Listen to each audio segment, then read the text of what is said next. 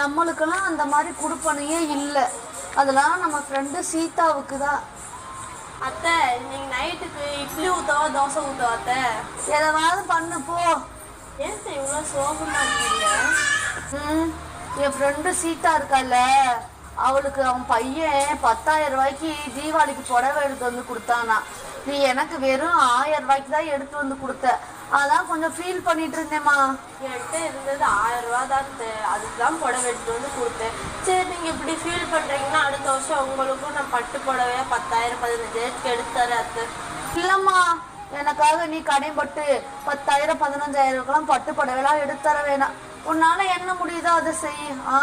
ஆமா, 10,000 ரூபாய்க்கு எடுத்து கொடுத்தா மறு வேலை பார்க்க போறான். அக்கா அக்கா, வாங்க சீதாம்மா. என்னம்மா? எங்கப்பா உங்க மாமியார் இருக்கானா? என் மாமியார் இங்கே தான் இருந்தாங்க.